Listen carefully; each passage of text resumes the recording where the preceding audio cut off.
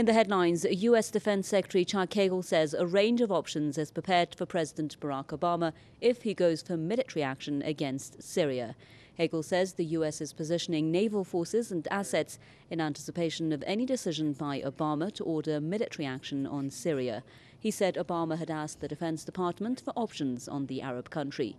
His comments come after U.S. defense officials said the country's Navy is expanding its presence in the Mediterranean because of the escalating situation in Syria. The warship, the USS Mahan, is ordered to remain in the region, although it had finished its deployment and was due to head back home. That means the U.S. Navy now has 4 cruise missile-armed destroyers in the Mediterranean Sea. Washington has already set up a training camp in Jordan where special operations teams are training anti-Damascus militants in special forces tactics.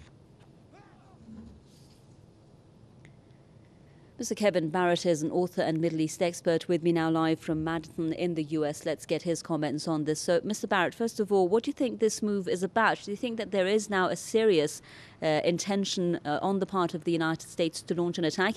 I mean, we know that President Obama had previously said without a UN mandate, the United States is not going to strike Syria. Well, I certainly hope there isn't. But even if there isn't, this is a dangerous move, because we're really on the edge of a potential World War III in Syria. The region is being destabilized more and more at every moment. Russia has very clearly stated that further U.S. and EU action against Syria is unacceptable, and yet we hear now that U.S. forces are working with these so-called Syrian rebels, possibly the al-Qaeda terrorists, in Jordan, and there are even reports that some of them have entered Syria.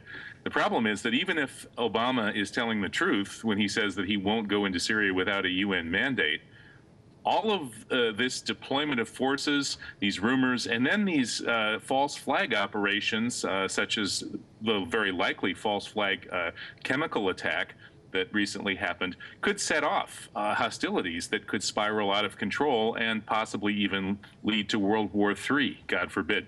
So I think that the statement by Secretary Hagel is dangerous and destabilizing and a very worrisome development. Right. A lot of people would be saying that if the United States would have wanted to launch a military strike against Syria or get involved militarily, it would have done so up until now. And of course, you said there what's being called the false flag operations, the use of chemical weapons, the UN team there. Do you think that the United States is actually willing to engage militarily? A lot of people are saying with Russia and China getting involved, the US would not want to, risk this, and it couldn't afford it. And that this maneuvering that we're hearing of could be more about a political message. Yes, I certainly hope so. So far, it has appeared that the Obama administration, including Secretary Hagel, have no great desire to test the waters of a World War III in Syria. It's actually been the hardline Likud Israelis, led by Netanyahu, who have been pushing for further destabilization of Syria, calling for essentially an endless civil war in Syria that would smash Syria into several small miniature states. Mr. Barrett, sorry for jumping in here, just very quickly before we leave you.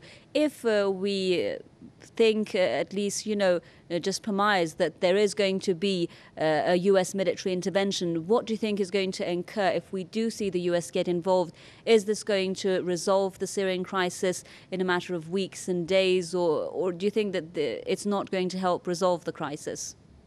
Well, U.S. military involvement obviously would not resolve the crisis.